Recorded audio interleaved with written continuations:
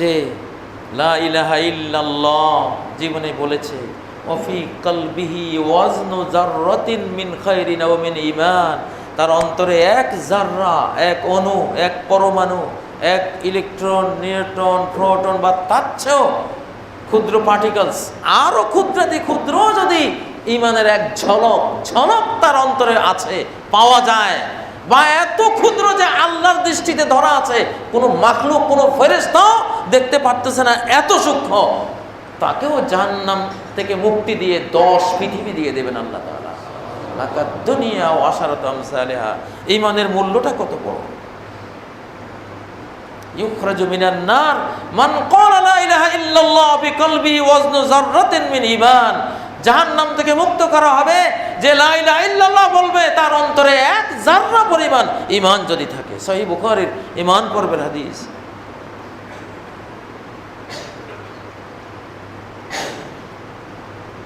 যারা লা ইলাহা ইল্লাল্লাহ বলে কিন্তু শরিয়ার খেলাফ কাজ করে, তারা প্রথমে যাবে না জান্নাতে, তারা প্রথমে যেতে পারবে না।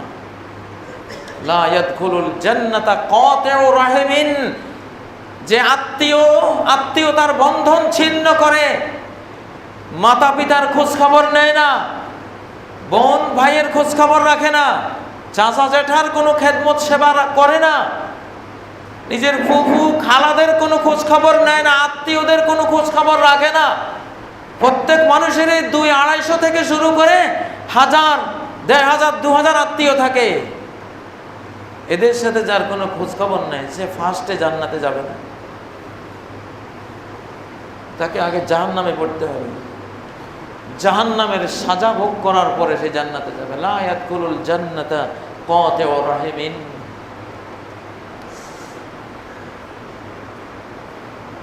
বাংলাদেশে এমন একটা লোকও কি খুঁজে পাওয়া যাবে যে ফার্স্টে জান্নাতে যেতে চায় না? ফার্স্টে জাহান্নাম, এটা কেউ দাবি, যদি কেউ জিজ্ঞাসা করা হয় যে তুমি প্রথমে জাহান্নামে যাইবা, রাজি আছো? মদ খেতে খেতে খেতে যে পাগল ছাগল হয়ে গেছে, সেও রাজি হবে না। আশাটা এরকমই। কিন্তু কালেমে তাইয়্যিবা পড়ার পরে ইন্নাল্লাহা হাররামাল জান্নাতা আলাদ দায়ুস, বাবা দায়ুস, বাবা দায়ুস স্বামী, দায়ুস ভাই, দায়ুস মুরব্বী, দায়ুস হেডমাস্টার, দায়ুস প্রিন্সিপাল, দায়ুস ভাইস চ্যান্সেলর, দায়ুস কর্মকর্তা, এগুলি যেন আল্লাহ তাআলা জান্নাত হারাম করেছেন, অর্থাৎ ফার্স্টে যাবে না। যার নারী সদস্যরা বেহায়া বেপর্দা চলে, হিজাব মেনটেন করে না, খবিস, চরিত্রহীনা, অপবিত্রা, অন্যায় করবে নারীরা, এর ফার্স্ট আসামি হবে পুরুষরা। এটা ইসলামী আইন, ইসলামী ল। জানেন কিনা জানি না, হয়তো এটা নিয়ে তেমন বক্তব্য হয় না।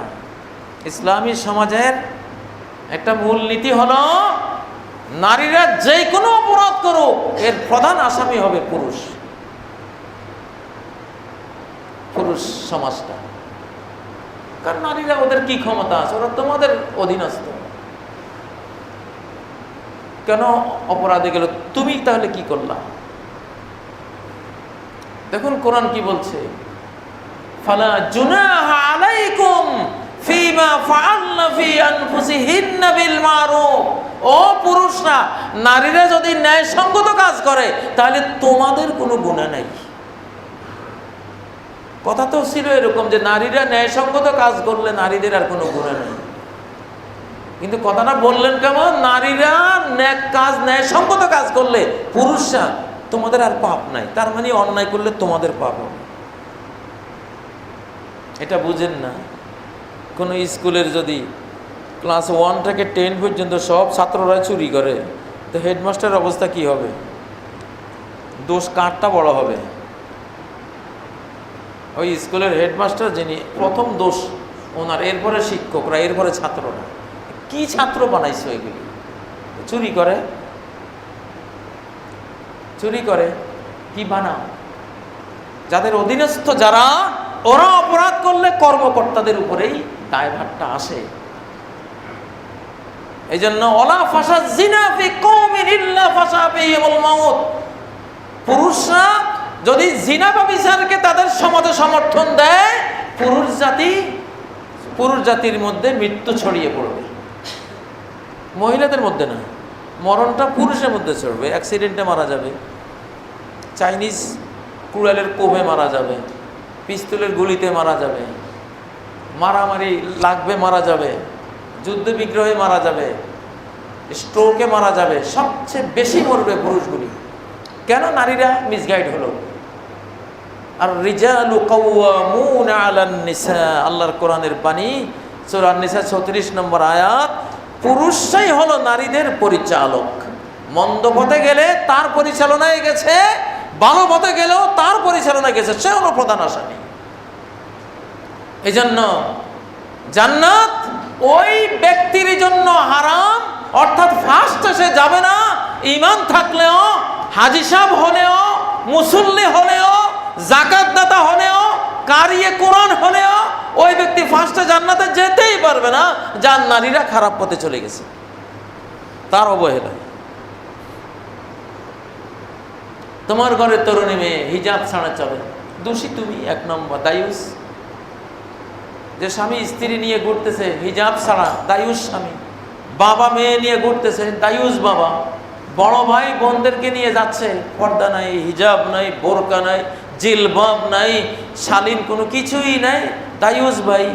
ইন্নাল্লাহা হারামাল জান্নাতা আলাদ দায়ুস, কিয়ামতের ময়দানে ফার্স্টে জান্নাতে যাবে না, আশা করবেন না, এটা হবে না। লা ইয়াদখুলুল জান্নাতা মুদমিনু খামার, সারা জীবন সিগারেট পান করেছে, ফার্স্টে জান্নাতে যাবে না। মদ্যপ, নিশাগ্রস্ত, মাতাল, ইয়াবাখোর, বাবাখোর, এইসব হারামখোর, মদখোর, নেশাখোর, এনার্জি ড্রিঙ্ক, এইসব খোর, অথবা পর্নোগ্রাফিক অ্যাডিক্ট, সবসময় উলঙ্গ ছবি দেখার নেশাগ্রস্ত, ওইটাও এক নেশাগ্রস্ত, এগুলি ফার্স্টে জান্নাতে যাবে না। তওবা করতে হবে যে আল্লাহ এইগুলি দেখব না। লা ইয়াদখুলুল জান্নাতা, আপ করলে ওয়ালিদাইহি, মা বাবার কথাই শুনে না, এই লোক কখনো ফার্স্টে জান্নাতে যাবে না। যত বড় ওলি আল্লাহই হোক, সে যত বড় সে পুণ্যবান, এলাকার কৃতি সন্তান, দানবীর, তারপর কত কিছু, কত টাইটেল, লা ইয়াদখুলুল জান্নাতা আক্কুল ওয়ালিদা, সহিহ হাদিস। মাতা পিতার অবাধ্য কোন সন্তান জান্নাতে ফার্স্টে যাবে না। প্রিয় ভাইয়েরা, জান্নাত নিয়ে আমি সিরিজ বক্তব্য দেবো ইনশাআল্লাহ, আমার খুতবাগুলিতে আসবে। এর বিষয়ে অনেক অনেক জিজ্ঞাসা বর্তমান তরুণ মানুষে আমরা দেখি, তারা রাস্তা পায় না, উত্তর পায় না। ইসলামের দুশ্মনরা সেই সুযোগে এগুলোকে বিকৃত করে। তো সেজন্য এই বিষয়টি নজরে এসেছে। ইনশাআল্লাহ আগামী খুতবাগুলোতে আমি আরো কমপ্লিট করে একটা একটা করে বিষয় ইনশাআল্লাহ কোরআন ও সুন্নাহ থেকে আনবো। আল্লাহ তাআলা তৌফিক দান করুন। আল্লাহ আমাদেরকে প্রথম কাতারে জান্নাতে যাওয়ার মতো আমাদের ঈমান, আমাদের আমলে সালেহ আমাদেরকে করার তৌফিক দান করুন। যেসব অপরাধ প্রথমে জান্নাতে যেতে বাধা হয়ে দাঁড়াবে, সেই সব অপরাধ থেকে বেঁচে থাকতেই আমরা যাতে বিরত থাকি, তওবা ইস্তেগফার করে বিশুদ্ধ হয়ে যায়। আল্লাহ আমাদের তৌফিক দান করুন। কি কি কাজের কারণে ফার্স্টে জান্নাতে যাওয়া যাবে না, এগুলো সিরিয়াল আছে হাদিসের মধ্যে। আজকে সময় সংক্ষিপ্ত, ইনশাআল্লাহ সামনের বক্তব্যগুলিতে আপনারা পাবেন, ইনশাআল্লাহ এটা দেয়া হবে। আকুলু কওলি হাযা ওয়া আস্তাগফিরুল্লাহ লি ওয়া লাকুম ফাস্তাগফিরুহু ওয়া তুবু ইলাইহি ইন্নাহু হুয়াল গফুরুর রহিম।